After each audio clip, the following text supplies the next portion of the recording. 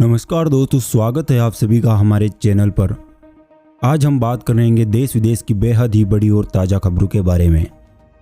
बिना वक्त गवाए बात करते हैं पहली ताज़ा खबर पर। क्या है अब गलवान घाटी के हालात? भारत और चीन की सेनाएं पीछे हटी या नहीं? गोगरा और हॉट स्प्रिंग में प्रोसेस जारी। दोनों देशों ने 5 प्रस्ताव जारी किए। वे कौन कौन से हैं हम बताएंगे आगे। प्रधानमंत्री नरेंद्र मोदी ने बुधवार कैबिनेट मंत्रियों के साथ बैठक की और बहुत ही अहम फैसले लिए। और जानिए किन योजनाओं को जनता को मिलेगा फ़ायदा। हर एक योजना को विस्तार से बताएंगे, देखिए आगे। कोरोना महामारी के बीच चीन में एक और महामारी का खतरा बढ़ रहा है। जी हाँ दोस्तों, वो कौन सी बीमारी है और कहाँ से आई है, जानेंगे आगे विस्तार से। वही बात करते हैं अगली खबर पर। चीनी बीमारी पर देश में लगातार छठे दिन 20,000 से अधिक केस आ रहे हैं। मौत के आंकड़े भी डराने वाले हैं। और कानपुर शूट आउट का छठा दिन, गैंगस्टर विकास दुबे का करीबी एनकाउंटर में मारा गया। कौन था वो, बताएंगे वीडियो में आगे। पुलिस ने विकास पर इनामी रकम दोगुनी की। हर खबर विस्तार से बताएंगे, आगे बने रहिए। और झारखंड सरकार का संक्रमण का खतरा, मुख्यमंत्री सोरेन को भी कोरोना का खतरा है। क्या है मामला, पूरा बताएंगे आगे। और क्या है इस चीनी बीमारी की स्थिति देश में, और आंकड़ों पर भी एक नज़र डालेंगे। और वही बैंक SBI से बड़े ही फायदे की खबर आ रही है। जी हाँ दोस्तों, दोबारा घटाई ब्याज दरें, क्या आएगा आपकी किस्तों में फ़र्क? हर जानकारी को विस्तार से बताएंगे, वीडियो को लास्ट तक जरूर देखें। बढ़ते हैं पहली बड़ी खबर पर। गलवान घाटी में भारत और चीन की सेनाओं के बीच झड़प के बाद अब यहाँ हालात ठीक हो रहे हैं। सेना ने बुधवार को बताया पेट्रोलिंग पॉइंट 15 से दोनों देशों की सेनाएं पीछे हट गई है और चीन की सेना करीब 2 किलोमीटर पीछे हटी है। उधर हॉट स्प्रिंग और गोगरा इलाके में भी सेनाएं पीछे हट रही है। यह प्रक्रिया कुछ दिनों में पूरी हो जाएगी। ऐसा बताया गया था कि चीन ने इन पॉइंट्स पर रविवार से अपने ढांचे गिराने भी शुरू कर दिए थे। तनाव कम करने पर जो सहमति बनी थी, उसके मुताबिक दोनों सेनाएं टकराव वाले पॉइंट से 1 से 1.5 किलोमीटर पीछे हटेगी। गलवान झड़प के बाद दोनों देशों के बीच सेना के अफसरों के बीच कई दौर की बात हुई, लेकिन सहमति नहीं बन पाई। इसके बाद राष्ट्रीय सुरक्षा सलाहकार यानी NSA अजीत डोभाल ने चीन के विदेश मंत्री वांग यी से वीडियो कॉल पर 2 घंटे चर्चा की। बातचीत के कुछ ही घंटे बाद चीन ने सेना वापस बुलाने का फैसला लिया। और किन पॉइंट्स पर सहमति हुई, जानते हैं आगे। भारत और चीन के बीच point PP14, PP15, hot springs और फिंगर एरिया में भी विवाद है। इन इलाकों से भी सैनिक पीछे हटने शुरू हो गए हैं। बॉर्डर पर शांति रखने और रिश्तों को आगे बढ़ाने के लिए दोनों देशों को आपस में तालमेल रखना चाहिए। अगर विचार मेल नहीं खाए तो विवाद खड़ा नहीं करना चाहिए। LAC पर सेना हटाने और डी-एक्सलेशन की प्रोसेस जल्द से जल्द पूरी की जाए। ये काम फेज वाइज किया जाए। दोनों देश LAC का सम्मान करें और एक तरफा कदम नहीं उठाए। भविष्य में सीमा पर माहौल बिगड़ने वाली घटनाएं रोकने के लिए मिलकर काम करें। NSA डोभाल और चीन के विदेश मंत्री आगे भी बातचीत जारी रखेंगे ताकि दोनों देशों के समझौतों के मुताबिक सीमा पर शांति और प्रोटोकॉल बना रहे।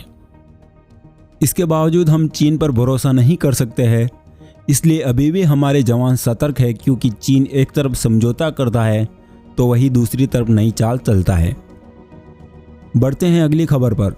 प्रधानमंत्री नरेंद्र मोदी की अध्यक्षता में बुधवार को कैबिनेट की बैठक हुई।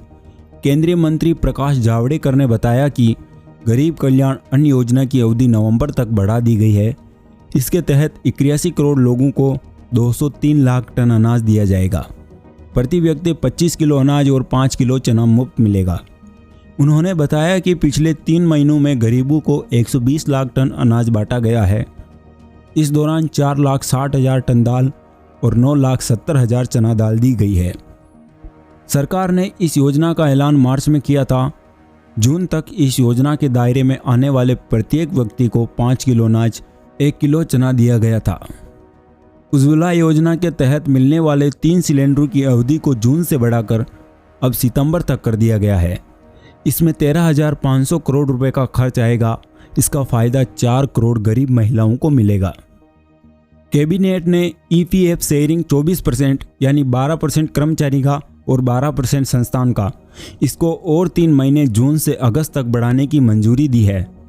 इसमें कुल अनुमानित खर्च 4,860 करोड़ रुपए आएगा। इससे 72 लाख से ज़्यादा कर्मचारियों को फायदा होगा। इंश्योरेंस कंपनी लिमिटेड और United India insurance company limited के लिए 12,450 करोड़ रुपए के कैपिटल निवेश को मंजूरी दी है। इसमें फाइनेंशियल ईयर 2019-20 में किया गया 2,500 करोड़ रुपए का निवेश भी शामिल है। कैबिनेट ने शहरी प्रवासियों के लिए प्रधानमंत्री आवास योजना के तहत अफोर्डेबल रेंटल हाउसिंग कॉम्प्लेक्स को मंजूरी दी। सरकार ने एग्रीकल्चर सेक्टर में इंफ्रा लॉजिस्टिक्स को बेहतर करने के लिए 1 लाख करोड़ के फंड को मंजूरी दी। कोरोना के बीच चीन में एक नया खतरा बढ़ रहा है। जी हाँ दोस्तों, चीन में ब्यूबोनिक प्लेग के मामले सामने आए हैं। इसे काली मौत के नाम से भी जाना जाता है, जो चूहों से फैलता है। चीन के इनर मंगोलिया में इसका मामला सामने आने के बाद चेतावनी जारी की गई है।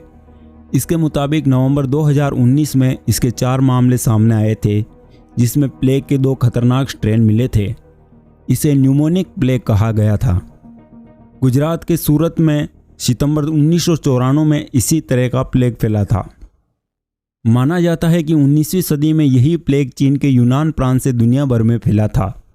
1894 के दौरान यूनान के अफीम के व्यापार केंद्रों से ये प्लेग दुनिया में फैला था।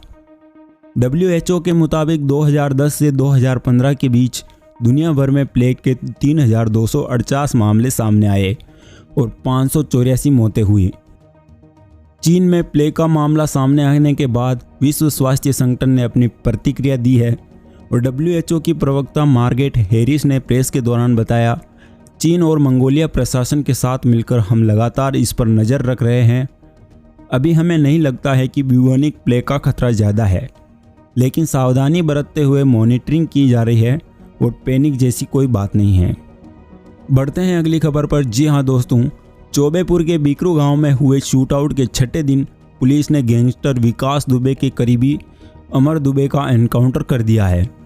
उत्तर प्रदेश पुलिस की स्पेशल टास्क फोर्स ने अमीरपुर में अमर को मार गिराया। अमर बीकरू के शूटआउट में भी शामिल था।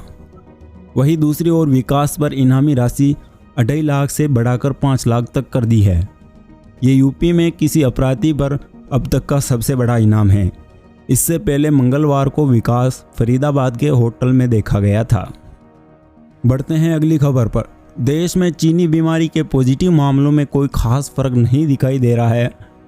बुधवार को जारी नए रिपोर्ट्स के मुताबिक पिछले 24 घंटे में लगभग 22,752 नए कोरोना पॉजिटिव मामले सामने आए हैं। पिछले हफ्ते भर में रोजाना पॉजिटिव संक्रमित लोगों की संख्या 20,000 से ऊपर ही रही है।